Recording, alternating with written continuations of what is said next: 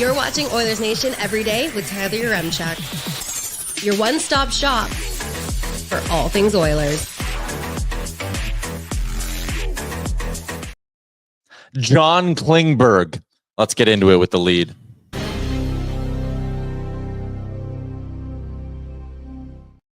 Breaking news! Da, da, da, da. Da, da, da, da. The Edmonton Oilers have signed defenseman John Klingberg, and we're going live early to giddy up and get into it. Elliot Friedman, Darren Dreger was the one to first report it.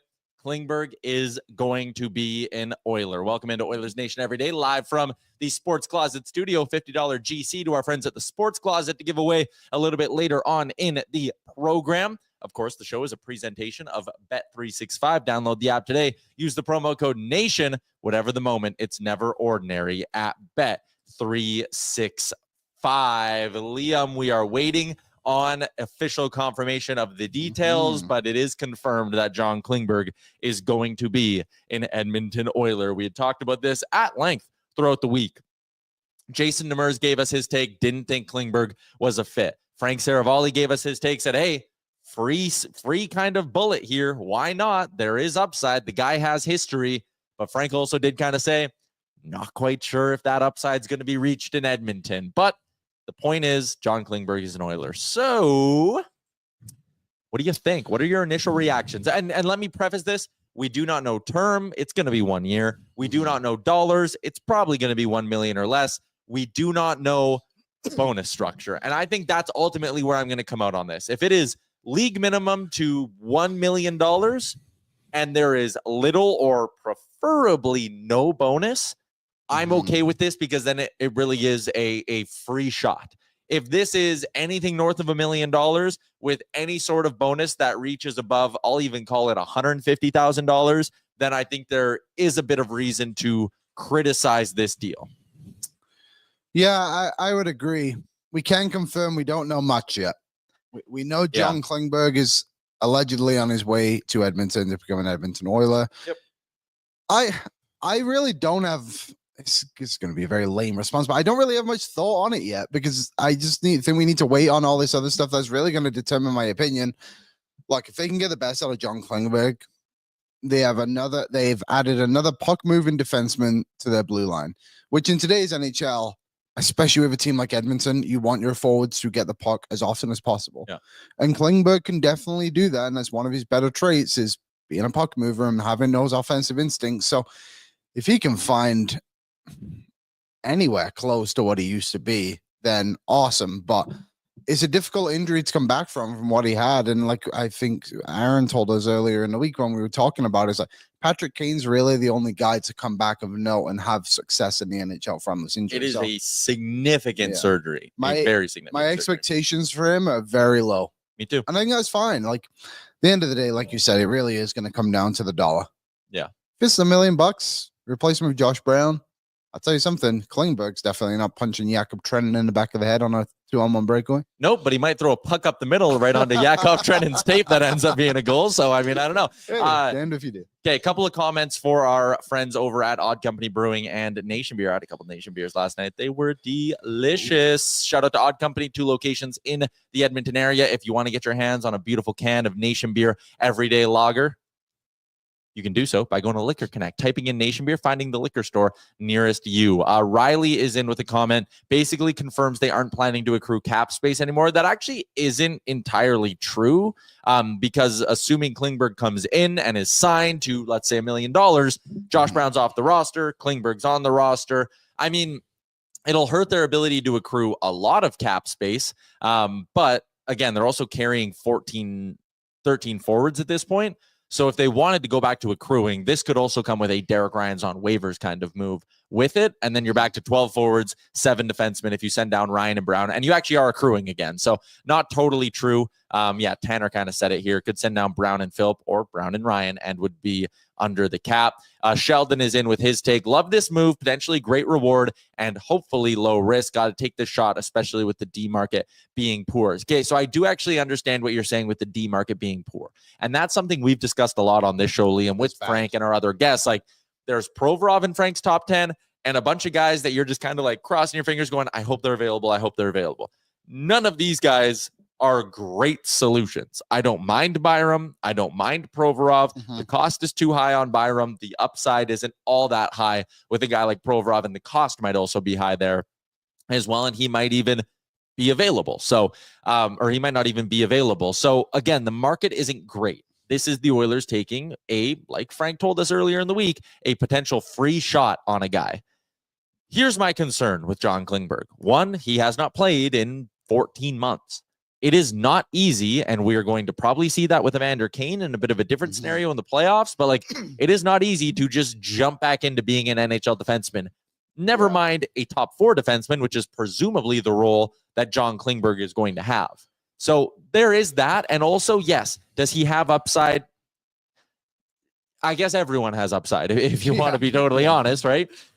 He has not played 1,000 5-on-5, or he played just over 1,000 minutes with Anaheim and Minnesota, and the results were really, really not good. So this is the season before he got hurt, has not played, and the expected goals numbers were 44%, 38% that season.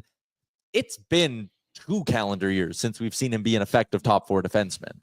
You're kind of banking on the Kasperi Kapanen idea, I think, here. A little bit. Of a guy who hopefully sees where he's at in his career. And obviously, like we said, like injuries have prevented this guy from playing in the last 14 months. But he should know that he is not the player he once was and should be motivated to come into this team that just had an amazing comeback win yesterday, which we'll get into later. And he's looking like the best team in the NHL right now. And he should realize that I have such a good chance to prove myself again. And maybe that isn't in a top 4 role. Maybe they just trust Emerson to move up and are like, cool, I can play with this guy. You know what I mean? Like maybe that's what he can be. And he can just be bottom pairing guy, go out there, kind of do what Troy Stetcher, I guess, has been doing. Not as competitive as Stetcher in the physicality side of things, I would say, but he could be a good asset. Again, my expectations are just low for him, but I do like the point of like the right shot defenseman market for players that would actually be available is extremely weak. The legit right shots. Who is the top legit right shot on Frank's trade target list? True right shot. Well, Lindgren's lefty, Byram's lefty, so it's Borgen? Ristolainen. Oh yeah, Ristolainen. Sorry, and Will Bogdan is a right shot too, right? Yeah. So really, like that's what you kind of play him with. Like you can either run the risk on a Ristolainen, which is actually a good thing about this deal, is it probably means they're not going to go out and get a Ristolainen. Hopefully, either way, or you can just get this guy for free and see what he can bring. And again, like, and Kevin McCurdy, who's a great follow on Twitter, son of Bruce, tweeted out, "Let's see how this plays out. Contract, actual play, how he's deployed before everyone loses their mind." And like, absolutely, like you and I both have said this in the past. We said it going into last year's playoff run, even though it didn't quite come true. But like, you need to be ready with 8 defensemen in the Stanley Cup playoffs. And the Oilers have been incredibly lucky the last few seasons. Lucky, durable, those kind of go hand in hand. But they haven't had to deal with significant injuries on their back end, really, at any point. They lost Darnell Nurse for 2 weeks this season, and that was like the most significant injury they've had in the last 2-3 seasons, more or less. So you need to have 8, I think. Right now with Klingberg, let's say he is at worst your 7. Combine that with Stetcher, you have 7 now. I don't think you want Josh Brown playing in a single playoff game for you, right? So there is that. I think giving yourself a layer of depth is good. They essentially have 10 defensemen now. 9 defensemen. I'm going to throw Regula in there. I know he's not a true NHLer, but like he is on this team and probably would be their best call-up option if it came to it. But yeah, adding depth, I mean, it's not a bad thing. And like Frank said the other day too, if the contract's friendly and it goes south, send him south to Bakersfield. Thanks, and that's where the contract structure is going to come into the judgment on this deal, and we just don't know that quite yet. So I'm sure it's coming at some point. I always do kind of whenever this stuff's happening.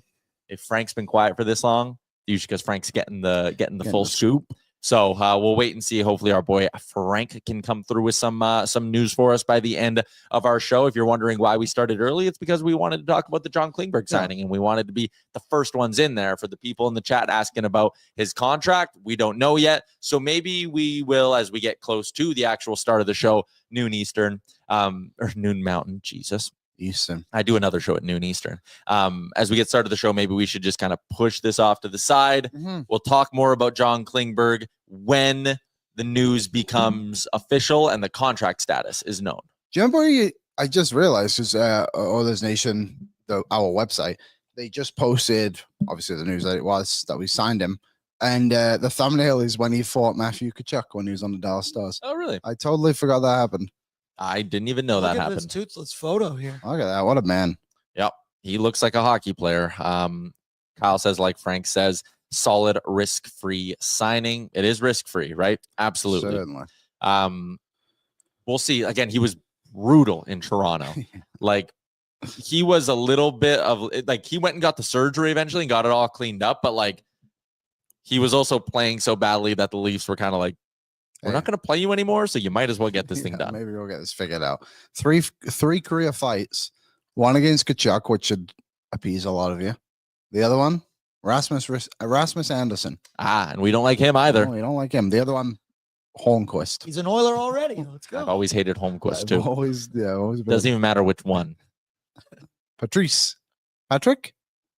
Hornquist? Yeah. Oh, I thought you said Holmquist. No. Oh, Patrick Hornquist. Hornquist. Yeah. Did I? Yeah, you said Whoopsie Holmquist. daisies. You really confused me there. You threw me for a loop. Someone in the chat, it's Colton. He says, "What the heck? At noon means at noon." Well, it is 11:56. But anyways, we wanted to get going earlier. We wanted to jump the market on the John Klingberg talk. But with that said, should we just restart? You just want to play the intro again? I'll even do another lead. I want you to do your lead. Yeah. Yes. Okay, perfect. Okay, so just play the intro again. We'll restart the show now that it's almost noon.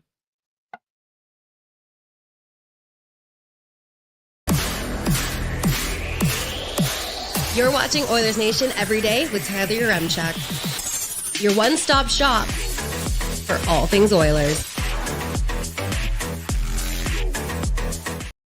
Skinner in mid-November form. Skinner just being himself again. Why can't we have a good goalie? Defend Skinner one more time. I dare you. What else we got? A save or two would be all right. We aren't getting a save.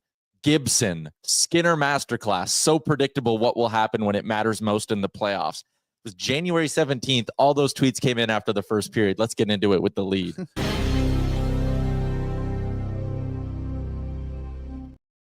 Welcome into the show. Show's a presentation of Bet365, blah, blah, blah. Sports Closet gift card, blah, blah, blah, blah, blah.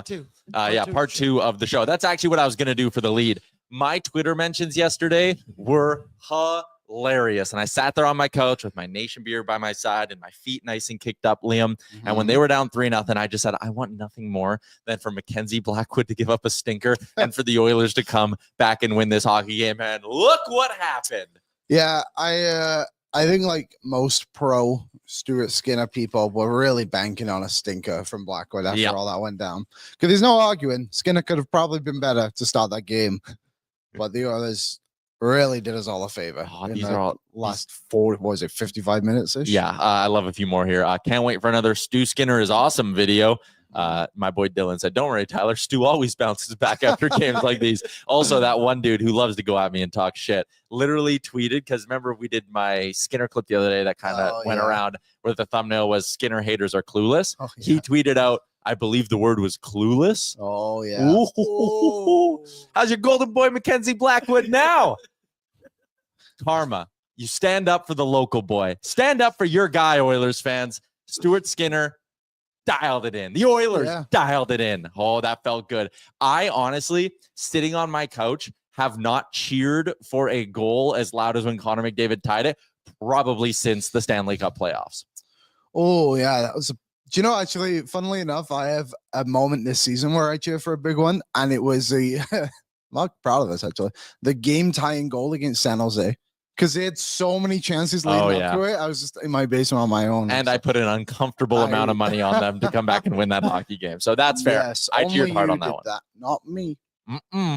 Just me. The last night was awesome. It was just, and it's a question around mailbag this week. Though, like the Oilers have had bad starts to games. There's no denying it. I think probably the last 3 games in a row, actually. I know they didn't allow any against LA, but it was a tough start to the game. But also, too, like, they're on the road in Colorado, which is not an easy place to go against a team like Colorado's caliber. And they also did hit the post like a minute 30 into the game. Vasily Podkolzin. So close. I had a $5 bonus bet. Oh, you want to guess what I put it on? First goal pod. Podkolzin. Would have paid out $125. Yeah, that'll leave a mark. But Solid game. My favorite part about the game, team contribution. I thought everyone played so well, and I think after it went to shit. But just after the horrendous start where yeah. everyone was bad. But from there, like the comeback wasn't just the big guys. It Yep. was all three of the four lines contributed quite well. Mhm. One line, not so Kulak. much. Right, cool. Yeah. Okay, we'll talk about it in a second. Also, I was wearing my hat forward for a bit because you and I don't like to be double backwards hat boys. Shout out to my boy Ryan and the What the Futures podcast. This hat is absolutely sick, and I wear it backwards on the show a lot, but I mean to wear it forwards to showcase his tremendous podcast. It's like a farming agriculture podcast. It is. It's I remember legit. he told us about it a couple of years ago. Yeah. I always retweet his stuff if you're ever looking for it. Yeah, Ryan's great. But anyways, it's starting to bug me a little bit, so I'm going to go backwards. Do you want to go forwards or do you want to stay backwards? We can probably both stay backwards. Way to expose me, Aaron. No, I like my hats more forwards. The problem I'm having is my hair is so long right now. I am literally on one. Oh no, I got to two. I was on one before when I came. Oh, the snaps in your hat. Yeah, one. You and Kasperi maybe need a little 2-for-1 haircut deal. No? All right. Okay, let's get into the scoring summary from last night. It's brought to you by our new friends at Yeti. Crave the cold, extend your ice time with hard-hitting gear that's built to honor the toughest sport on earth. Yeti, built for the wild. Hashtag crave the cold. It is going to be cold next weekend in Jasper. It's going to be wild next weekend in Jasper, and I cannot wait to have my Yeti cup with me. Oh, it's either the carbon monoxide detector or it's the GoPro I bought turning off. Could be anything. One of the two. Yeah, just keep that on you. Glad to know it's not the carbon monoxide detector in our little apartment here. But anyways, let's get into the scoring summary for last night, Liam, and the victory for the Oilers. They were down 1-0 pretty early on in that hockey game. We'll get a replay here. Shout out to Sportsnet for the highlights. But they come out of the corner, and I mean, yeah, not a great look for Podkolzin. He probably could have just taken the body there and prevented that one. As for Skinner, I think he kind of had to play the shot on that goal. Like, you can't really read a guy going to be able, like, no. I thought Skinner played that well, is my point. I think someone put it in that chat a few weeks ago. It was like, you can't overanalyze every goal. Yeah. And I think this is one of them. I think O'Connor made a great move to kind of read Skinner and just dump it around him there. And also, too, like, Nuge totally hooked right before that, which, like, really did the damage on this. But, yeah. This is just a good goal by Logan O'Connor, who played really, really well in this game, to be fair to him. But Stu got the last laugh on him later on in the game. Yeah. So it's 1-0. The game gets made 2-0. This was probably the one that frustrated the most people from the Skinner perspective, as Nathan MacKinnon, we'll see here as they eventually work it into the zone. Like, he had time and space, and he's one of the best players in the NHL. Like, you don't know where he's going to shoot this one. Being a goalie is very hard. And yes, does it look bad because it just goes under his glove and it's not exactly a shot that's bar down or anything like that? Sure. But like, Nathan MacKinnon has all the time in the world. If you kind of watch Skinner's glove, he's keeping his glove up to take away the top corner, which is where Nathan MacKinnon likes to shoot the puck. I didn't have that big of a problem with this. And the example I gave and where the Oilers goaltending talk does frustrate me is because I think it's a lot of people who, and this isn't everyone, but a lot of people who are just hyper-focused on the Oilers, right? You do not watch from the other team's perspective. You do not watch other teams, other goalies. So you see this go in and you just go, I want my guy to stop that. But if Leon Draisaitl scored that goal, we'd be sitting here talking about what a great shot it was. There would be no one jumping down Mackenzie Blackwood's throat on that. It would be, man, what a shot from an elite player. So again, people had an issue with it. I look at this as elite player who had a chance to take 3 Mississippis and 4 strides with the puck on his stick in the middle of the ice and pick the corner. So I don't have a big problem with it or pick the side of the net. The game then gets extended to 3-0 just 1 minute and 44 seconds later. Nathan MacKinnon, fresh off us roasting him for not scoring 5-on-5 goals, scores 2 5-on-5 goals in the first 12 minutes of this hockey game. That was a thing of beauty. This goal was amazing, to be honest. And I do we have the other angle, Aaron? Okay, it's okay. I'll spare some time. Evan Bouchard actually got a touch on this puck. He stopped the first move. Nathan MacKinnon's just relentless and borderline inevitable. And also too, like, the other part, just on the Skinner stuff, like, you're one-on-one with him like I think the shooter gets the advantage on this, especially when your name's Nathan McKinnon. Like he does everything here so quickly, just like absolute power move from him too to go through Bouchard the way he does. And I think the problem people had is just like how quick all these goals came, and I totally understand it. Like you want to save for sure, but like I just sit there and I wonder like.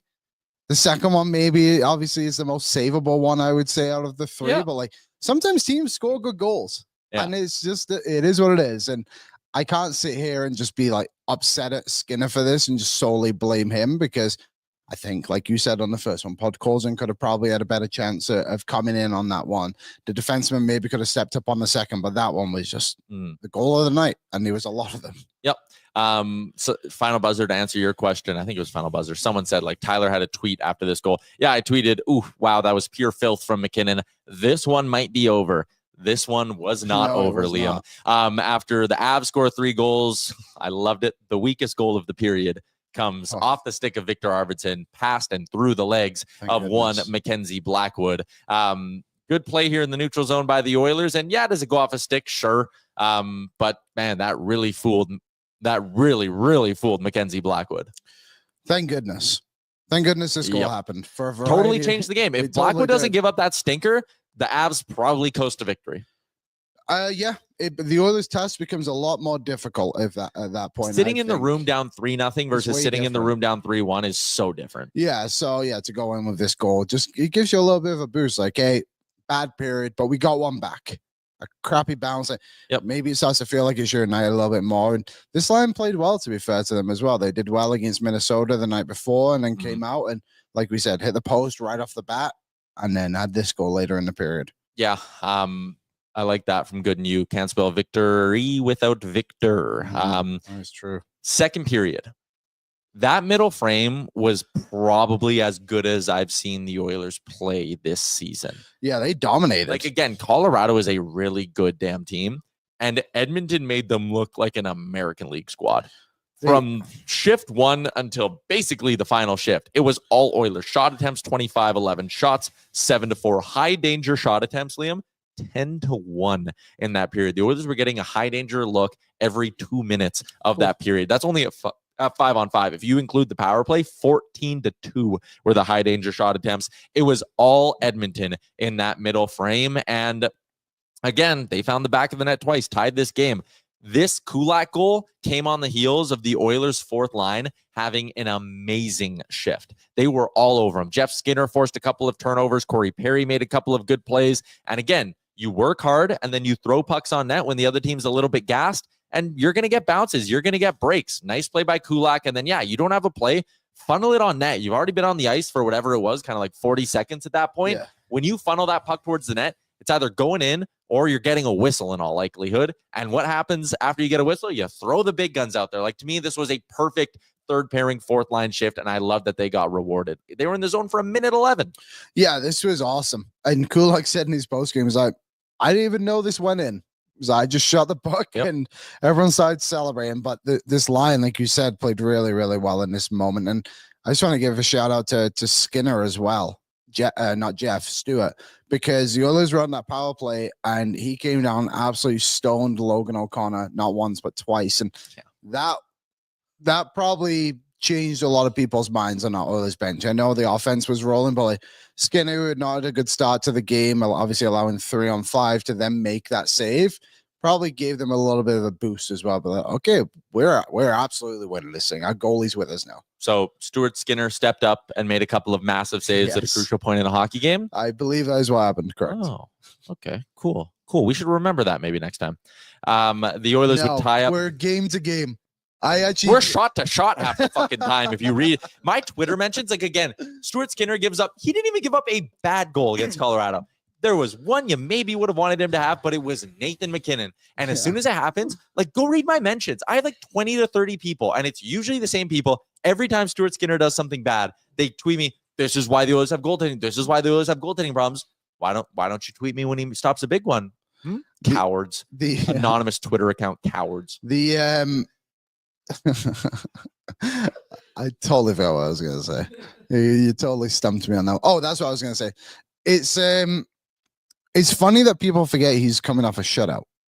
Like the Oilers just won a game. Two shutouts in his last 3 games. Yeah, the Oilers just won a game 1-0. And I just think against the team they're battling with in the division. And then people come in the comments like, he never beats good teams. He never shows up against good teams. Like, they just beat the LA Kings 1-0. 1-0. Like, that is an incredible game. And if you watch that game, like, I'm sure, oh boy, getting some name exposure here. Screw it. If you watch that game as well, you'll know that the Oilers got favorite. Absolutely buried. He did come back and apologize later on. Yeah, he did. That guy was actually a good sport about it. I liked him. The Oilers got buried in that first period against the LA Kings, and Stu was easily their best player. And then the Oilers were able to back it up with a little bit of offense, 1 goal. But still, like, you need your goalie to show up in times. And no, I'm not sitting here saying Skinner was perfect yesterday, because he certainly wasn't. But he did well enough to bounce back and give the Oilers a win. If it wasn't for him, they would have also lost that game. Yes. Again, if Skinner had played better early, is that a 6-3 win for the Oilers or a 6-2 win? Yeah, like, maybe it is. But again, he gave up 3 goals early and then played 46 minutes of just unbelievable hockey. I don't know.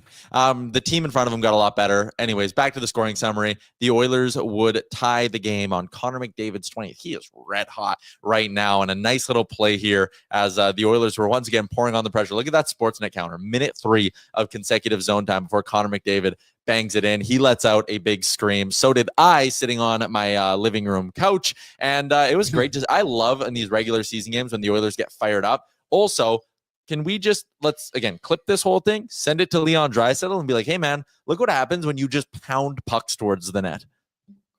Yeah. He had a moment in the third period where it was like him and McDavid on the 2-on-1. Yeah, was that that was a third. That was a third. And it was just like he gave him no indication he was going to shoot that puck at all, and he did pass it. And you're right. Like, this guy sometimes seems to forget how lethal he can be when he shoots the puck, which is ironic because he leads the league in goals.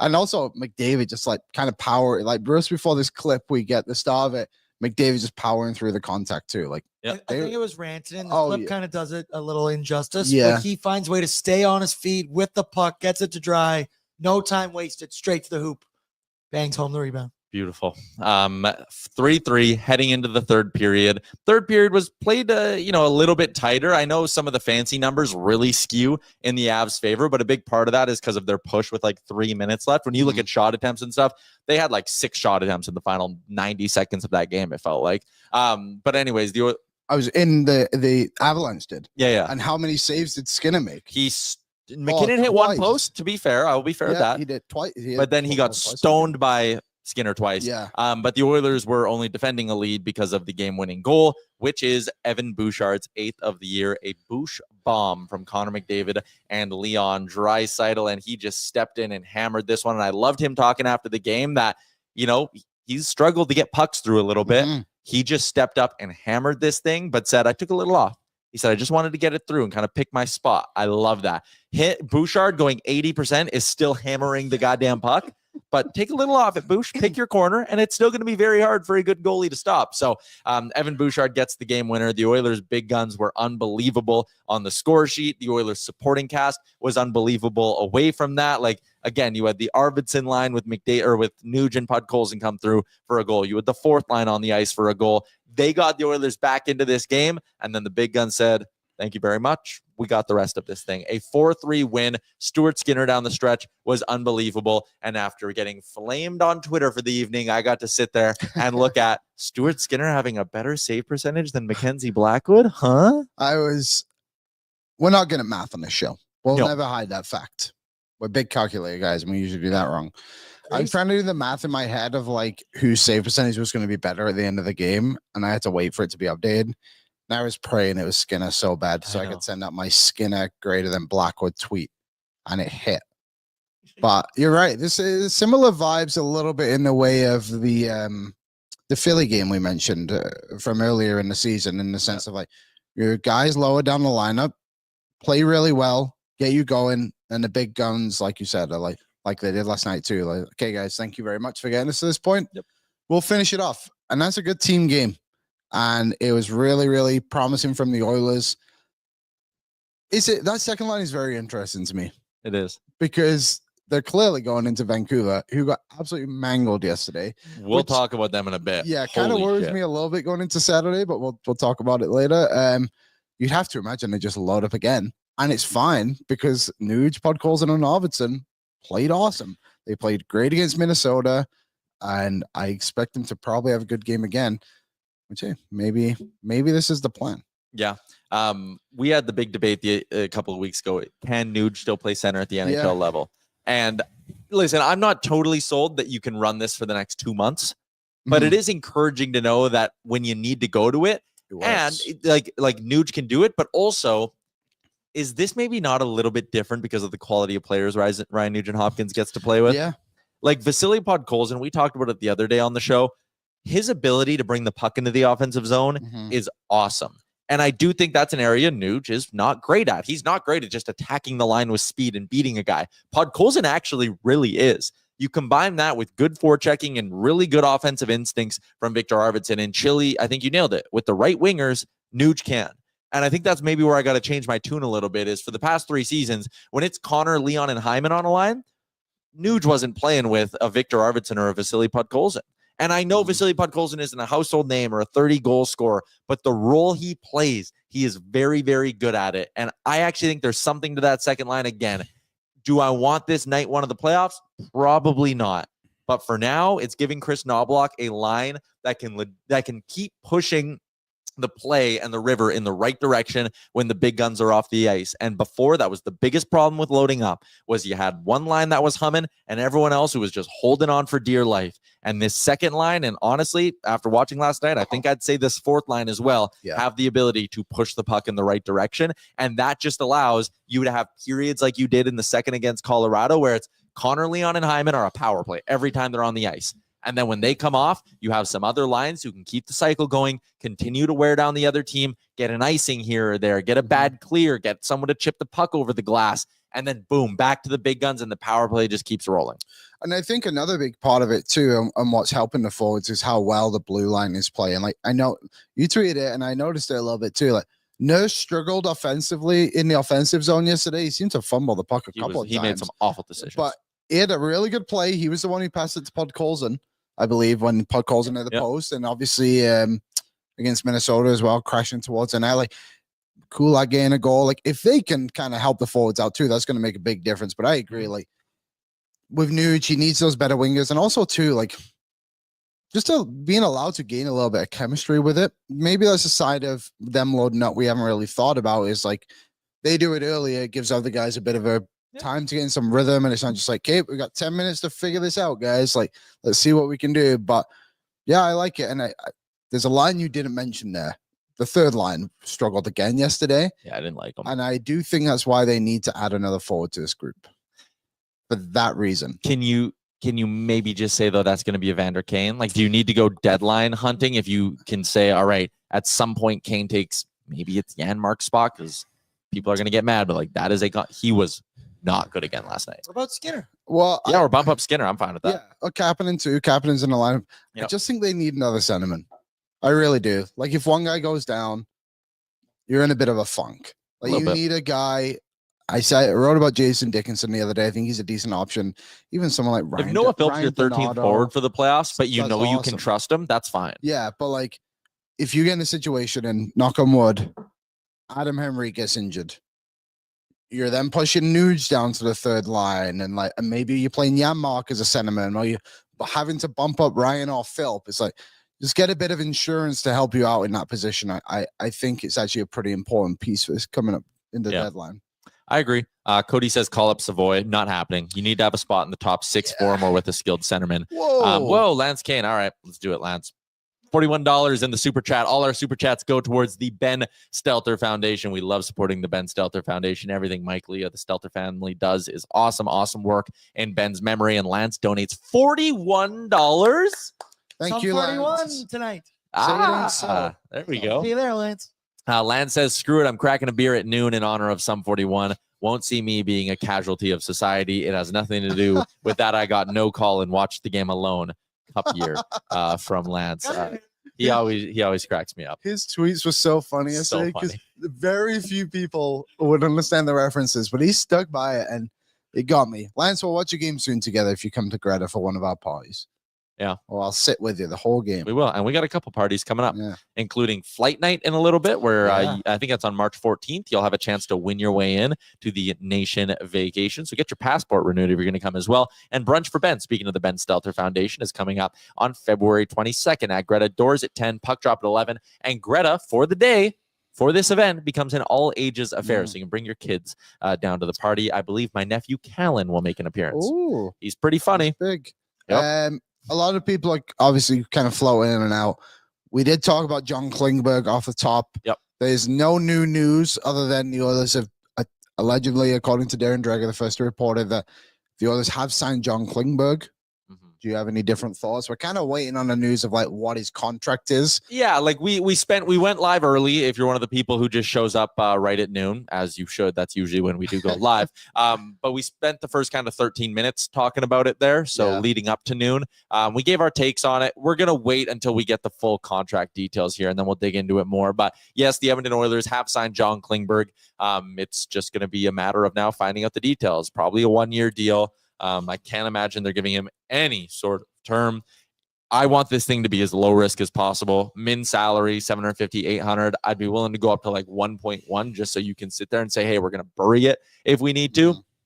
But yeah, we'll wait. The bonus is going to be interesting because Austin says, are you serious, Oilers Nation? They signed him. What's the take, Jesus? Yeah, like we did Austin, you were the first person to comment today. Yeah. You should have been there. We went live as you commented. They complain that I'm late when I started. We started 15 early today, Yeah. people. Sorry, one thing on the bonus. Time another lead. Should we do another lead? Ken Holland was the one who signed all those players to bonuses. Yeah. I don't know what Stan Bowman's history is with signing players to like kind of performance bonuses, but we'll see. I would imagine there's one in there, to be honest.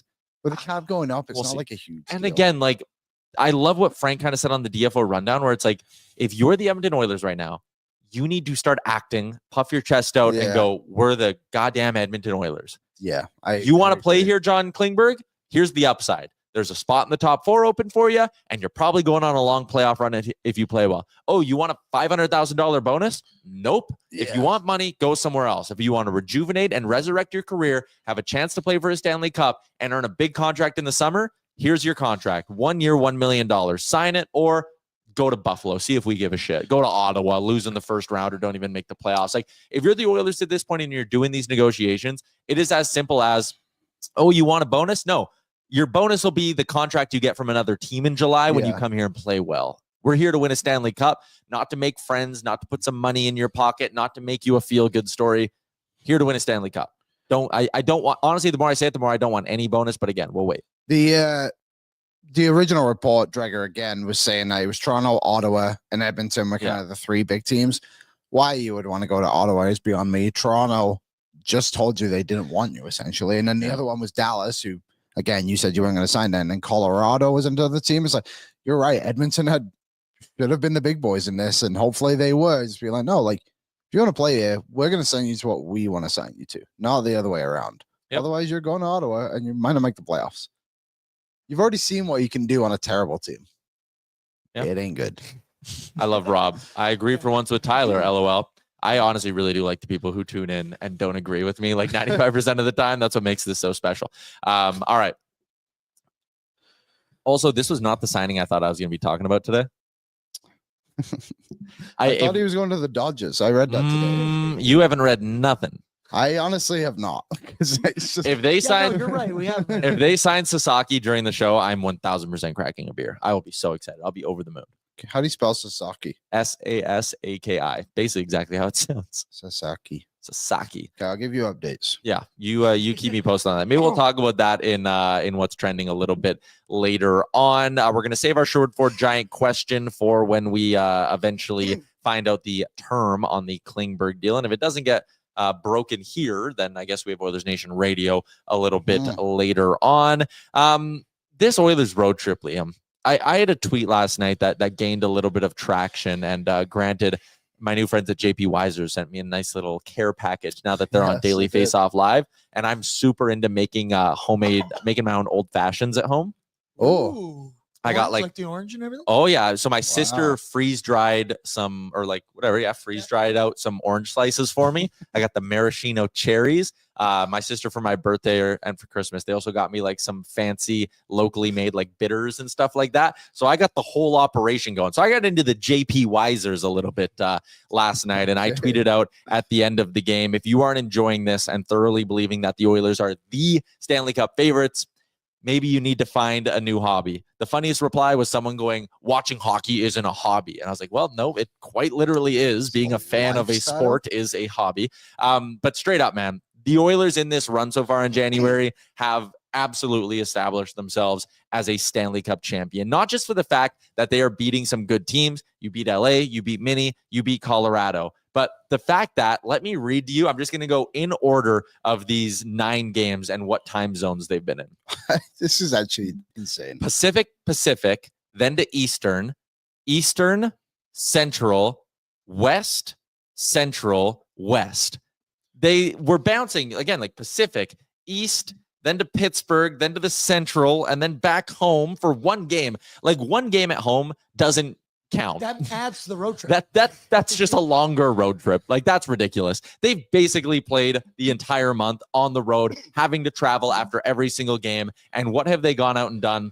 They've lost one game. They're 7-1 in the month of January. They've beaten 3 of the other top 6, top 7 teams in the Western Conference. It is an unbelievable run. They have a chance to keep it going tomorrow against the Vancouver Canucks as well. And when you look at the state of the Vancouver Canucks, how can you not think they're just going to absolutely steamroll that team? Also, Dangerous Wade's comment, Tyler just listed all my favorite time zones. I don't even know what other ones there are. Did I miss one? That sounds like the flight we had. Yeah. We hit all 4 time zones in one day. Well, that was insane. So for people who missed that story, that was Yeah. during the playoffs. We were flying home from Dallas after game 2 of the Western Conference Final. Which they won. Yeah. So we were in Central. We thought we had figured out a great hack going from Dallas to Nashville, getting on a separate flight and direct home. It was the simplest flight path, but we had a 5-hour layover in Nashville. And we all got first row on the flight. We were living it up in, what do they call it? Like the lounges. Yeah. So much cheesecake in these lounges. It's incredible. So first, our 5-hour layover got delayed to about a 7.5-hour layover. We were finally about to start boarding, and our flight in Nashville got canceled. Crazy storm rolled in. We were watching it come in too. Yeah, it was spooky. They then lost all of the recording equipment. So we sat at the airport until 11 o'clock at night. We were in that airport for 11 hours? Yeah, a long time. So it finally got to be like midnight. We check into our hotel, had to be up the next morning at 3 a.m. to get back on a flight from Nashville to Atlanta, and then from Atlanta to Vancouver, and then Vancouver back home. And when we got to Vancouver, we were all on this flight. It was actually just myself, Tyler, and BM, because Jay got a different flight. Oh yeah. And I think his was a little bit earlier. So also we booked into a hotel for basically 4 hours. Yeah, we got a hotel for 4 hours. Yeah, which was awesome. We got a bed. But when we were in Vancouver, we all got alerts being like, your flight has been canceled or delayed or something like that. And it's like, come on. And then we realized what had actually happened was the flight we were supposed to be on in Nashville, because they rebooked us, got delayed again when it was in Nashville. So all those people who were waiting for the flight got delayed even longer. Yeah. That was actually a horrible time. To be honest, it was brutal. Between that and then in the Cup final, the Oilers lose Game 7. I was on the ice watching the Florida Panthers celebrate, trying to do my best daily face-off job. And then I finally was like, I'm going back to the hotel. Walk into the hotel, and there was a sewage backup, and there was just sewage water all over my hotel. They finally get me into a new room, which was just 3 rooms down the hall. I finally am undressed from my suit, laying in bed. I'm like, I'm going to sleep. Oh, I got to piss. Go to piss, and as I'm pissing, the ceiling fan starts leaking on my head, and I was just like, should I go get a new room? And I was like, it's like 1 a.m. I need to fly to Vegas tomorrow. I'm going to bed, and I fell asleep listening to my ceiling fan just leak onto the floor. It was a mess. Yeah. Playoffs. Some of them were Game in 7's tough enough. That's and after game 2 as well, we had a crazy flight. That was 19-hour flight day. Where did we go that day? Fort Lauderdale, LaGuardia, Toronto, Edmonton. We just basically went all the way up the coast and then across. Yeah, we had to go to LaGuardia. Yeah, and as we were like flying out of Fort Lauderdale, they were basically like, rushing us onto the plane. Yeah. To be like, go get on the plane before we cancel them all. And I think BM's got canceled. Yeah, he did. That was Hey, you want to do a way too early question that if another fan base saw and clipped would totally kill us? where we're going in the playoffs. Travel wise, what is your dream Stanley Cup final? And why is it? And why is it Toronto? I was gonna say Toronto or Ottawa. Where can I get direct out of Edmonton? Sens would be great. Montreal would be awesome too. Yeah, any of the Canadian teams. If I had to sway away from a Canadian team, being realistic, New Jersey wouldn't be bad because at least you know you're getting there with max one What's stop. your flights to Buffalo like? Washington. I think the answer is Washington. Because the big thing with these flights, which I've come to realize, is you got to avoid the weather. Yeah, like that southeast, Tornado Valley. When I go to Buffalo, I fly Toronto and I drive because that's like an hour 10. Yeah, New York Columbus wouldn't be bad. New York wouldn't be bad, but they're not making the playoffs. It would be electric. Oh, Detroit. Oh yeah, Detroit would be probably pretty easy. It would be great. Dream playoff run for the Oilers. And again, we're doing this because the Oilers are the Stanley Cup favorites, and we can. It's the middle of January. Who cares? Calgary somehow gets in. Oh, that'd be a great flight. We'd probably drive. So maybe it wouldn't be great. Maybe Vancouver's. No, actually avoiding the airport round one would be a nice rebrand. Yeah. Calgary round one. Then you end up in Vegas in round two because that's an easy flight to make. No, Vancouver round two. Yeah, Vancouver's going to miss. Okay. Vegas round two. Western Conference final against Winnipeg. That's a long drive. That'd be electric. And then you get to the Stanley Cup final and you get Washington. That'd be great. Yeah, Washington would be a good one. Because again, probably I've heard great things about visiting Washington. Yeah, me too. The White House. Mm-hmm. Anything else? The cherry blossoms in the spring. Abraham Lincoln. He was shot there. He sure was. Other than that, how was the play? Okay. Should we do a little rumor mill? Yeah. I mean, we got a big rumor. We will. I mean, it's not even a rumor anymore. The Oilers have signed John Klingberg to a contract. It's just a matter of us finding out the official details on that deal. And also, we are trusting Darren Dreger, Elliot Friedman, and all the other insiders who have tweeted it. But let's get into a rumor mill brought to you by our friends at the Edmonton Police Service, who want to remind you to curb the danger. Report an impaired driver by calling 911. If you suspect a driver is impaired by drugs or alcohol, do not hesitate. Call 911 immediately. If possible, keep the vehicle in sight, but do not attempt to chase the vehicle or break the law to do so. Let the police do their thing. Reminder, driving under the influence of drugs is impaired driving. And if you think someone is impaired, do not hesitate to call 911. For more information on Curb the Danger, visit edmontonpolice.ca/impaired driving. Let's keep the roads safe this hockey season. All right. Pierre LeBrun had an interesting report the other day. The Calgary Flames are among a, quote, granted, very long list of teams who have been contacting the Buffalo Sabres about Dylan Cousins. He said the Flames have been scouring the trade market in search of a right shot center who is 25 or younger. Well, Dylan Cousins certainly checks those boxes. It's the Cousins idea of and Buffalo potentially trading him is fascinating because I don't think they are punting. Maybe when they get close to the deadline, they would take some combination of futures. But part of the problem, I think, with Edmonton and a potential Bo Byram deal is Buffalo doesn't want to keep sucking. Buffalo wants to get better. They're not going to trade Dylan Cousins for a first and a middling prospect. They probably want someone off your roster who can help them. And now that Calgary's kind of in the mix a little bit here, initially I was kind of looking and I was like, man, if you're Calgary and you're committed to sucking for a couple of years, do you offer up Nazem Kadri and some futures? And Buffalo can sit there and be like, we got a vet and we got some futures. Maybe you take those futures, put them into something else, and you end up coming out of this with a couple of players. And don't get me wrong, the futures would have to be significant in this regard. And for Kadri, no trade clause, chance to go back to the Ontario region. Buffalo is right there. He's a Southern Ontario boy. But if you were Calgary and you offered up some package of Kadri, maybe a decent young forward like a Matt Coronado, and a first-round pick, does that get you Dylan Cousins? The other problem with trading Dylan Cousins, if you're Buffalo, is right now they're looking at him as that guy who put up a lot of points. What was he, a 60-point guy that season? Yeah, close to. I'll look it up. he hasn't bounced back to that level. He had 68 points in 81 games a couple years ago. Since then, last year, 47 last year and only 22 this year. Buffalo is sitting here saying, we want the value of him being the young 68 point guy. Other teams are saying he hasn't done that in almost 2 seasons now. If he gets back to that level, Buffalo's not going to want to trade him. If he doesn't get back to that level, Buffalo's not going to get the value they're looking for. And that's what makes it so complicated. You almost need to find another underperforming young player to just swap him for, and each team takes the bet. Yeah, you do. The thing with the Kadri idea is I think Calgary's trying to build a bit of a new culture down there, and I think Kadri plays a big role in it. I understand the idea, the Ontario angle of it also. That side of it makes sense. I wonder if they can just dump like a Kuzmenko in this deal, give him one of their better prospects, whoever that may be, like whoever is behind Coronado. Like, it's obviously not going to be Zari.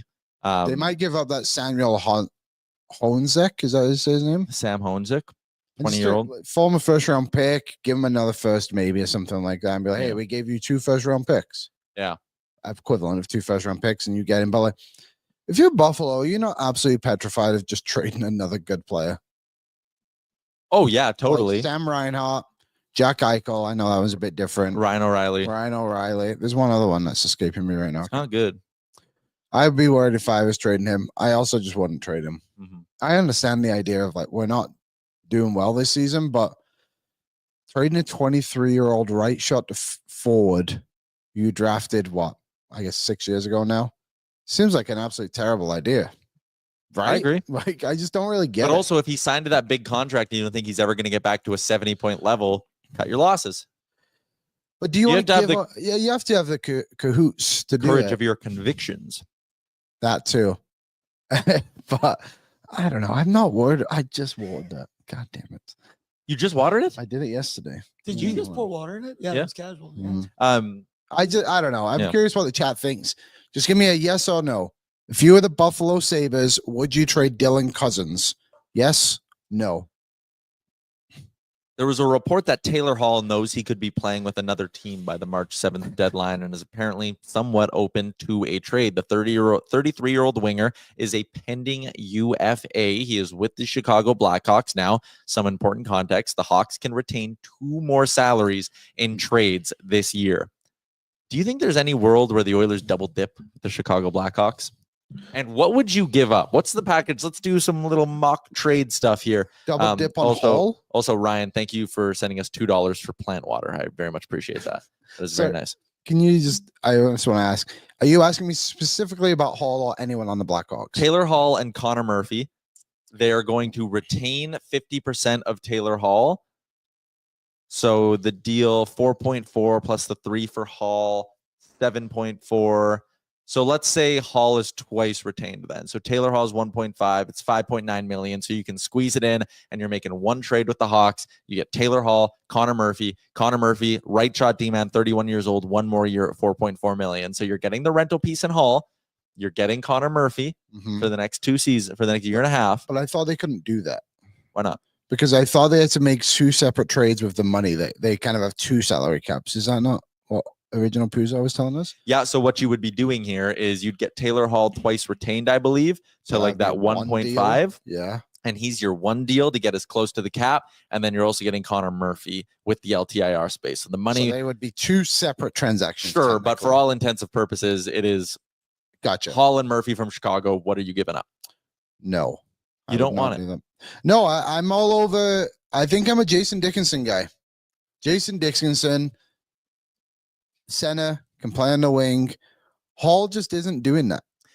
We already tried this. We already tried him on the wing on the center once. But hear me out on this. Okay. If you get Taylor Hall, can you flash up the DFO lines for me, Aaron? You go with, if you're now relatively confident Nuge can play center with the group he's with, you go McDavid, Draisaitl, Nuge, Henrique down the middle. And Henrique is your 4C. You play McDavid with, let's go Hyman and Hall. And then you're playing Draisaitl with Podkolzin and Arvidsson. You play Nuge with Skinner and Brown. And then you're playing Henrique with Evander Kane and Corey Perry or Janmark. I said this the other week and you yelled at me. Well, now I'm saying there's a path to that happening. Your left side for wingers would be Hall, Kane, Podkolzin, potentially Skinner, and then Janmark is your fifth. Your other side is Hyman, Arvidsson, Brown, Perry, maybe Janmark there. I don't And think. Kapanen's in the mix too. Where's Kane? Fourth line. Yeah, fourth line, third line, wherever he goes there. I'm saying you're building a very balanced, deep lineup at that point. Yeah, I mean, I Ty, don't I think think you you're can forgetting ever the have part- too much scoring, but I don't know. Can you ever have too much scoring? Yeah, you can never have too much scoring. I mean, they tried to do it last year, like we said, when they tried to go and get Eberle. So they're all about reunions. I can't see why Chicago would want to keep Hall, to be honest. Nope. And I don't know. Like, it's not a bad option. I like the Connor Murphy angle of it for sure. He has 1 year left on his deal too. I know Doug Waite keeps yelling in the chat of like, they need to go and get a stud defenseman. There isn't really a huge stud defenseman out there, and Connor Murphy's fine. I guess He'd be good. Yeah, he'd be fine. I don't love it. I don't Ty, I hate think it you're though. forgetting that Taylor Hall is washed. Is he though? Yes. He's not a first. He's He's scored playing. 20 goals once since his MVP season. I think and he's he also scored playing 20. on the fourth line for Chicago. Yeah, but you're not bringing him in to be a top 6 guy. You just said He he was just gonna said play he with was Connor. going to play on the top line. You're not bringing him in to be an offensive driver. Let me rephrase So that. why are you spending so much money on him when you can just get Jason Dickinson retained, who has 1 less goal in the whole season? I don't like the term on Dickinson. I don't want to commit to paying him another season. But he can play on your penalty kill. Yeah. I don't know. No, I'm out. I'm all out on Hall. You're out. And I was pro Connor Hall to Murphy, start I'm the in. year. He's on pace for like 15, 16 goals this season. He's having like a Jeff Skinner-esque campaign. Awesome. Let's go find a Jeff. What if it was Skinner. Skinner going back the other way and that's how the money got? What's the point? That would be Because my Hall's a better return. player than Jeff Skinner, I think. Are they not pretty much just the same? For the reunion factor, I'm down with that. I feel like it's just a lateral movement. Is that the right term? Lateral movement, sideways movement. He didn't score 20 goals in any of those years because he was banged up like crazy. He can't stay healthy. But that's ability, availability. Michael Teixeira for Jason Dickinson. Oh, I'm starting a Janmark. Janmark. I think that's what he's saying. Janmark for Dickinson. I'm starting a Janmark fight on Oilers Nation Radio today. Okay, I'll be right there with you. What about JT Miller for Jeff Skinner? Yeah, well, let's get to that next part of the rumor mill. And again, when Frank tweets it, we know there's some legs. The stuff we're reading from some of these guys right now, we're just having some fun. But Nick Kiprios from Sportsnet had a line. He said, make no mistake, the Canucks like their team overall, but don't feel they're in a position to rent their own players this season, which makes it far more likely that Brock Besser gets traded before the deadline. That was the What? name where it's like, what? You're going to trade Brock Besser? He is a pending UFA, Yeah. which is insane. He would be an unbelievable fit, I think, in Minnesota. Minnesota boy. He's a Minnesota boy. We know they want to add scoring, but like there's a non-zero chance that the Vancouver Canucks sell off. Did you see that JT Miller shift last night? It was awesome. I actually encourage him to do that on Saturday. Oh, when so do I. Our big boys are on there. He hasn't For hit. those- sorry, go ahead. He hasn't hit 15 minutes in 3 straight games. They benched him at one point Did yesterday. you hear what Talkett said about him after the game? Wasn't it just like he didn't have it or something like that? This is from our friends at Canucks Army. Rick Talkett on JT Miller. It feels like every time he's on the ice, something bad happens. Oh boy, that is not a good quote. See, here's the thing about Talkett too. Like he's known as this like guy who's like holds the room together and all this stuff, and like that room is lost. That is completely gone. There was some speculation too on Sakaris and Price yesterday that Quinn Hughes might be the game rubbed the wrong way by JT Miller as well. Like I don't think Elias Pettersson is not part of this problem too. Like it goes both ways at the end of the day, and like, but it's clearly affecting his play quite drastically. He was brutal towards the end of last season. He's been brutal this season, Mhm. and now you've got this guy JT Miller, who supposed to be the leader on the team. I know Hughes wears a C, but like everyone knows that JT Miller is kind of the heartbeat. He was the fan favorite last year. JT Miller. I'll be chanting now on Saturday. I'll tell you how much. God, I can't stand him. Miller had a quote too. He said, "It's hard. I'm trying to be mentally strong. It doesn't matter what I do. I'm on the wrong side right now. It's on me. I'm a leader on the team, and the team expects better. It's ugly, and I'm eating it with a spoon. It's man. so good. This is awesome. the same fan base. One, they're brutal in Vancouver. Like Yeah. it's always drama. They never want to look in the mirror. It's whatever. But also Aiden makes a good point. Can't wait for Miller versus Pettersson in Four Nations. That is going to be very interesting. That would be so funny, especially if a trade goes down before then and Miller has no more allegiance to him. That could be great.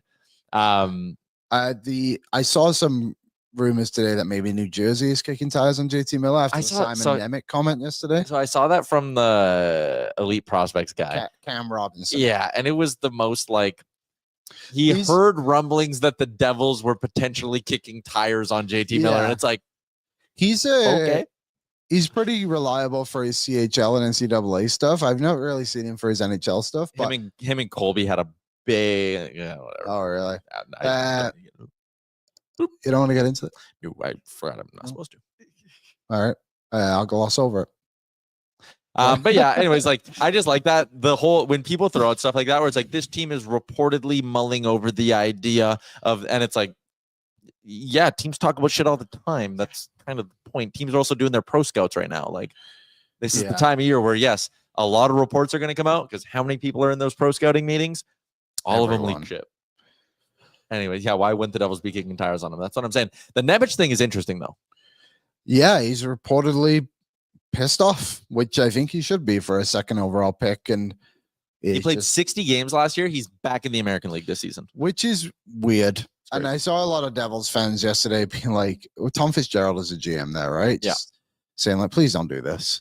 Like, please just figure this out. And the problem is, and it's kind of like, it's not really anyone's fault on the team, but like players are playing better than him and playing above their pay grade. Like, what's that one guy they got? Jonathan Kovacevic? Yep. Playing really well this season for them. So he's kind of keeping them out of the lineup. But at the end of the day, you've probably got to figure this out. And he would be the second player from that draft class to be traded already in the top 10 because David Yaremchuk is the other player. I wonder if his agent is. Blue liners and being impatient is fascinating. I guess when you're just that high of a pick, you're just expecting opportunity. Yeah. But I mean, hey, he did play 60 games last season, but I guess it's more the fact he's not playing this season. Yeah. I'd take him. Would you take him? Right shot defenseman, 6'1", 20 years old. No, if you're going to be spending a first round pick on someone, it's got to be someone like we did this whole thing with Yaremchuk. Remember at first when we were like, yeah, I wouldn't mind Yaremchuk. Yeah, more established, but still, are you okay with him playing top 4 in the playoffs? No, but I am okay with Ty Emerson playing that. Also, I lied to you. I'm very sorry. 3 of the top 6 traded. Cutter Gauthier was also in this class. He seems like a great guy. Rhoda McGrody's in it too. Oh, he went like 15th, right? 14th, yeah.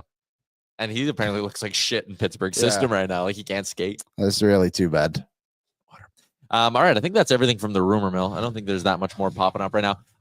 The Flames have kind of like, I know some people still like to throw this in our chat, the idea of Rasmus Andersson. It's not happening. He doesn't want to. No. And they don't want to trade him. Correct. He's going to sign a 8-year deal in Calgary. Yep. $7 million. Klingberg round 2. Let's go. Yeah. 6.75 is my final guess for Anderson. Oh, I think he gets more. I think he gets like 7.25. 7 by 7.25. Let's call it 7. Did you hear? This is actually a really interesting one because I think there's legit legs to it, or at least I've heard. The agent, Alan Walsh on his podcast said that he's hearing the salary cap could go up as high as $97 million next season. So that the NHL is preparing for a big jump. $9 million. Yeah. Now, granted, when an agent says it, you immediately need to go, how would he benefit from this information being out and in the public? And it's like, well, if he's like negotiating a contract right now and he can have it out there that, hey, the cap might be 97, he might get a team to be like, son of a bitch, we'll give you the extra $1 million. You're right. But if it were, let's walk down this rabbit hole a little bit. And it goes from 88 to 97. That means the Oilers next summer go from having 10.6 million to 19.6 million. That was really easy math. I should not have struggled on that like I did. But 19.6 million, Liam, with 1, 2, 3, 4, 5, 6, 7, 8, 9 forwards already signed. And then you have 1, 2, 3, 4, 5 defensemen already signed, and both your goalies locked up. So let's do some reverse math here. I'm going to pull up the calculator just to see. Oh, yeah, Lance says it. You knew it was coming. Yaremchuk math. 19.6 million. I said they had 9 forwards already signed. Let's say Noah Philp is, call it 800K, right? Sure. Matt Savoy's on your roster. He's another 800K. So Yeah. that's minus 1.6 million for those two. Maybe it's a little bit more, but just for the sake of this, let's make it easy. You're down to $18 million with 11 forwards signed. Let's say you bring back one of like a Connor Brown or a Kasperi Kapanen for another, let's call it 1.25 million. Sure. Your forward group is set. You have 16.7 million. You need to sign Ty Emberson. Let's call it 1.5 million. And let's say they give Evan Bouchard 8.5 mil. Okay. Don't freak out, people. It's just you have hypothetical. 1, 2, 3, 4, 5, 6, 7 defensemen, 2 goalies, and 12 forwards signed with $6.75 million still in cap space. That's Taylor Hall money. I mean, the point is, and also I think there is a good chance that this is Evander Kane's last season in Edmonton. I think so too. Just with his trade value changing. But like Trade you projections. could, to find that, call it 13th forward, you could sign a $6 million player pretty comfortably if the cap were to go up that high. Is that including the buyout players? Yeah, that includes everything, Okay, I okay. believe. Yeah, that would be That's their projected cap space on Puckpedia next season. 6.25. You So said 6.75 million. 7.5. And now, granted, it's probably just going to go to a defenseman, Which I do think is probably a better approach. which is totally, yes, exactly what you need to be doing, especially if you don't like trade a Kane or trade an Arvidsson and free up a little bit of money in that regard. But like, man, if you have $6 million going into the summer to sign a defenseman, and then again you can factor in like Stetcher comes off the roster when you sign that guy, whatever ends up happening, like you could have almost $7 million to go get a defenseman next summer. A lot to play with, and it's something the Oilers really haven't like had for. They had the year before. Yeah. When And to be fair, they did go spend $7.5 million on Arvidsson and Skinner this summer, so like they had money this summer too. But I'm just saying, like, but in the sense of like the roster is so well built already, you only Bingo. need like one big piece, right? Like when they had all that other money, it's like we need this guy, this guy, this guy. Yeah. But this one is like, okay, let's go out and get our dog, someone to help out Nurse in the top 4. yeah, some of the defensemen who are pending free agents: Brent Burns, Dmitry Orlov, Aaron Ekblad, Ivan Provorov, All of interesting. Neil Pionk, Beyond. I'd be interested in Pionk, 29 years old too. Vlad Gavrikov's a free agent. Jacob Chikrin's a free agent. You could go like do some damage with that kind of money. It's interesting. How's Olaf been? Do we have, what is it? No, still nothing on the Klingberg news. How has Dmitry Olaf been? I don't know, actually. I don't know. I'd have to do some digging into that, but Let's have a quick peek. I'll look. okay. Should we continue along with the show then? I feel like we've been on forever and we still have 10 minutes left. Yeah, 8 Let's minutes keep left. going. I think it's kind of flown by. I think it's been good. I think it's been good too. Let's do a little what's trending for our friends at Sherwood Power Sports and Marine. Hit the trails this winter, the waves next summer. They are hockey fans helping hockey fans right in the heart. Our feet touched. That's been a long time since our feet touched. I put it there for a reason. Good. Right in the heart of Sherwood Park, right down the Should I road. tilt down a little Yeah. bit? Get a little Right foot down the shot? road from Sherwood Ford, the Giants. Shout out to Sherwood Power Sports and Marine. Did you see their new commercial that's running on? I did. Yeah, that's funny. Some familiar faces in there from our time at the dealership. Yeah, there's been a few. It's I'm glad they're getting the publicity. Yeah. It's When a his great life spot. jacket thing inflates, that's beautiful. Really good stuff they did. Good commercial. Okay. I know I'm not supposed to get excited about MLB free agents as a Jays fan anymore. But you will. But can I just explain to you why I'm so excited? Let me guess. Because the Jays are linked to somebody. But it's more than just being linked. Is it? So, Because I feel like they're always just linked to okay, guys. whoa. and it's a little Just- bit more. Okay, but can you let me explain? Go ahead. Okay. So Roki Sasaki, number 1 prospect or player coming out of Japan. He projects to be an instant top end rotation guy. He can only sign for international bonus pool money. All right. Okay. So what does that mean? So every team every year is given international bonus pool money. Okay. So it's And- like in the CHL where you can have 2 import players. Yeah, kind of. So Okay. like when you go to sign a young player out of the Dominican or Japan or any of these things, Oh, you can use this gotcha. pool. So it's meant as almost like a salary cap in that sense. So the Dodgers can't just sign every 16-year-old kid that's like wherever, right? Gotcha. Okay. So makes sense. Sasaki's in his early 20s, projects to be a very, very high-end starting pitcher in the majors. And because he's coming over when he did, similar to when Ohtani came over, he can't sign a $300 million contract. He can only sign for international bonus pool money, and there's rules on that. Okay. You can trade for international bonus pool money. Oh, So that's good. That's good. yeah. So it was down to 3 teams: the Jays, the Padres, and the Dodgers. Right. The Padres have reportedly been told as of last night they are out. So it's down to the Jays and the Dodgers. Earlier today, the Toronto Blue Jays announced that they made a trade with the Cleveland Guardians. They acquired Miles Straw, an outfielder. Did they acquire money? And they acquired international bonus pool money. Miles Straw is not just like a throw-in or whatever. He has $15 million left on his contract and spent all of last season in the minors because he's bad. Okay. So the Jays went to Cleveland, said, we will take Miles Straw's $15 million salary, and in exchange, we want your final $2 million of bonus pool money you have left over. So the Jays paid $15 million in real cash to get an extra $2 million in bonus pool money. Okay, that's real. That's legit. That you is don't real. get a sign off from ownership when you're at the point the Jays are, especially with Atkins' reputation. You do not get the sign off from ownership to be like, hey, we're going to spend $15 million on bonus pool money, on $2 million of bonus pool money just to do it. Like, that doesn't make sense. Like, That's not good business if you didn't think you were getting the guy. You only do that if you think you're getting the guy. Now, there was another report, Ben Nicholson-Smith, who's one of the more plugged-in guys that works for Sportsnet, covers the Toronto Blue Jays. He had a tweet the other day he had a post on Blue Sky that said, I had wondered whether San Diego, LA, or Toronto would be trading for international bonus space. This was a couple days ago. He said, some people with knowledge think Sasaki will make his choice first, at which point he will tell the chosen team they have a chance to go trade for added space so he can sign for more money. Interesting. It's not nothing, Liam. It's not nothing. Jay's also linked to Pete Alonso right now. Jay's also linked to Anthony Santander. If they get Sasaki, I will be over the moon excited. I'll be excited for you. I don't know what any of it means, but he sounds like a really good player. Yeah. I have one question. So if a player like Juan Soto, for example, he's just regular money, right? Yes. Okay, but when he got brought to North America from Washington, he would have been international. Yeah, so think of it like, has the player played in the majors yet? Yes or no? Dude, that's basically like, do they need international bonus money? Gotcha. What did that one guy say who reported Ohtani wrong? JP Hornstra? Yeah. I don't think he dips his toes into these waters anymore, hey? Wasn't there another like huge guy like John Morrissey? John Morosi said he's on the plane. Yeah. Yeah. Yeah. That was a crazy day. That really was a wild day here.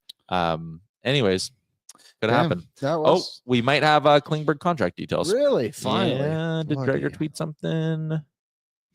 1 million. Someone in the chat said Dreger tweeted something. Here we go. Klingberg contract with the Oilers is $1 million prorated and a $350,000 bonus. We'll wait for Hart from Puckpedia to tell us how that affects the cap, the $1 million prorated side of the contract. But a $350,000 bonus. Well, short for giant question. This one to wrap up the show. Hockey fans helping hockey fans. Nation Valet service is coming. It allows you to pick up, or it will allow the dealership to pick up your vehicle, drive it to the dealership, do the work, drive it right back to you. You don't have to drive a Ford. You don't have to even have bought your vehicle short for the Giant. You don't pay anything for this. It's a freebie. They will just bring your vehicle to the dealership for you so you can stay at work, stay at home, and don't need to leave your house to get your vehicle serviced. Again, all right. $1 million prorated and a $350,000 bonus.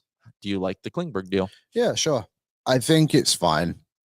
The cap is being a 1 million. You're kind of just replacing Josh Brown, I guess, on your team. Yep. The 350,000 is really minuscule, especially if the cap goes up this high as it could do, like we were talking about.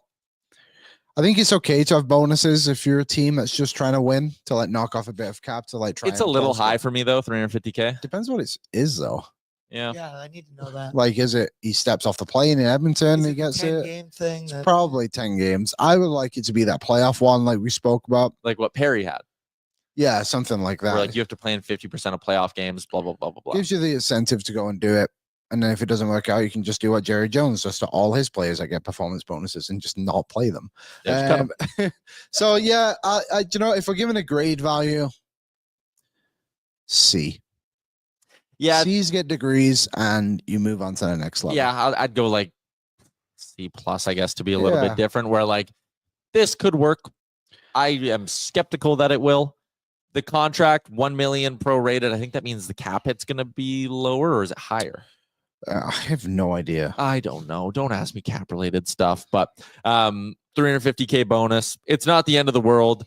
You can bury that if it doesn't work and it doesn't hurt your cap this year. So yeah, I'll go ahead and say C+. Again, someone said a 67-point player for 1.35. That's a steal. He has not put 70-point player. He hasn't put up 67 points since Liam and I were in radio school in 2017-18. Those were the days. Those were the days. How many years does he get to get 70 points? Because I guarantee he won't be getting out of Edmonton. No. Again, it's been 5 seasons since he did that. And again, I had a buddy who texted me and was all fired up. And I was like, hey, man, I think he might stink.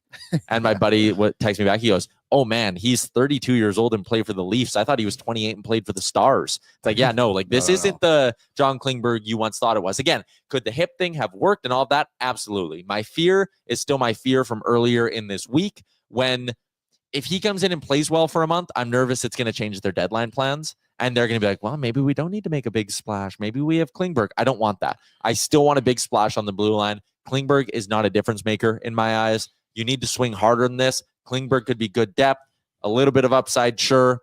I'm fine with it. I don't love it. I'm not even sure if I would have done this, but $1.35 million, it in all likelihood will not hurt you, I suppose. Someone threw it in there. Sorry. Oilers just announced it, by the way. Okay. Well, maybe you read that and see if they say how this cap thing works, and I will address what someone said. Is this the end of Troy Stetcher? No, I don't think it is. He'll be their 7D. Yeah, I think Klingberg will also just be their 7th D. I could see the two of them rotating around. I think they like Stetcher. They signed him. He has another year left on his deal at the end of the day. Like, he's played well enough to keep himself in the lineup, I think. I think it just gives him a bit more. Like, the upside is definitely with Klingberg over Stetcher. But like we were kind of talking about when we spoke about it earlier in the show, you need the depth. Like, you can't just say, like, thanks, Troy Stetcher, for your service. Like, see you later. I was like, no, he can play a role. Someone said, what about Regula? Yeah, I don't know. I kind of forget he's on the team at the end of the day. The fact they're going out getting these guys is interesting. I would also think that he's just not ready to play Regula. He must still be a little bit injured, but they're going to send him to the American League and hope he doesn't get picked up, sorry. Tyler, would you take Vinny over Klingberg? No, I would take neither of them. Would you take Klingberg over Josh Brown? I would take neither of them. I would take Klingberg over both those guys. Over Troy Stetcher? No. Yeah, see, and that's kind of where, again, I'm like, what are we doing here? Well, I just think that, like, all factors. Josh Brown is $1 million and sometimes can't make a pass. Yeah. Vinny makes $2 million. Yep. Sometimes can't make a pass. At least those two guys can make a pass. Let's wrap up today's show and this week of shows quickly for our friends at Bet365. Download the app today. Use the promo code NATION. Whatever the moment, it's never ordinary at Bet365. Liam, both of our football teams are the nightcaps this weekend. Lions tomorrow night. We got the Bills on Sunday. If you take Lions on the spread, Bills on the spread, that's a pretty juicy one. How confident would you be in that hitting? Lions are 9.5-point favorites. Bills are +1 dogs.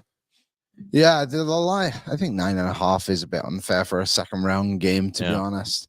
So not that confident. I think that Lions game will be a lot tighter than expected, but I think the Lions at the end of the day just have more offensive weapons. It's kind of scary, Terry, on Washington or whoever Jaden Daniels can find down the field. So I think both teams will probably win. Chiefs Texans 8.5-point spread. Who you got? Texans to cover Texans that. to cover, but Chiefs will win. Rams Eagles 6-point spread. Wow, it's supposed to be crazy weather there, actually. Yeah, so, I think that almost though. Barkley's so good, but I think it stays tight. Rams, yeah, tight. Rams. Yeah, I'll say 6.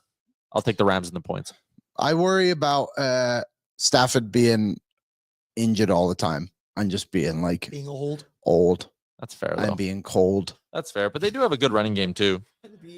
Yeah, they do have a good running game. Bills Ravens.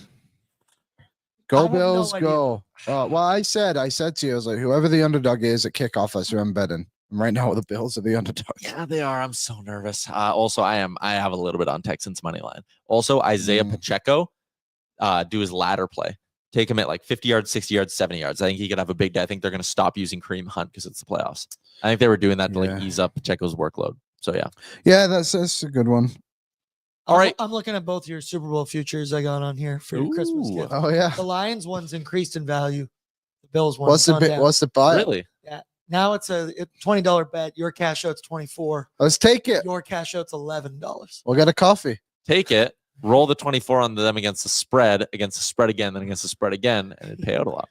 You say that sometimes. It's just so confusing. I know. It's just easy just to leave my bets alone. Did you win anything last night? Yeah, I did. McDavid 2 points in the money line. I was only up like whatever. I was up like $25. I always hit my game day bet. Bush had 5 shots, and I did McDavid to score. I hit mine too. What was yours? I did McKinnon 3, Draisaitl 3. I knew plus 375, something like that, right? No, it was like plus 135. Or maybe Jay was. Yeah, so we both won. That's good. And I had McDavid goal. I had Hyman goal. He had so many chances yesterday. Yeah, couldn't get it. Live bet plus 7. Yeah, I think Cole tweeted me. Did you hear that, Cole? Yeah. Good for you. Brett live bet the comeback plus 1,400 yesterday. That's legit. Damn. That's legit. All right, Kay, that's a wrap on today's edition of the show. Thanks for tuning in today, everybody. Tomorrow, 7 o'clock, pregame with Boardsy right here on the Oilers Nation YouTube as Edmonton will look to steamroll the Vancouver Canucks. Have yourself a good weekend. Enjoy the football, enjoy the hockey, and we'll be back Monday, noon Mountain Time. Ciao with you then. Oil up. Thank you for watching Oilers Nation every day. Hit the subscribe button to never miss a show. And for more, visit OilersNation.com.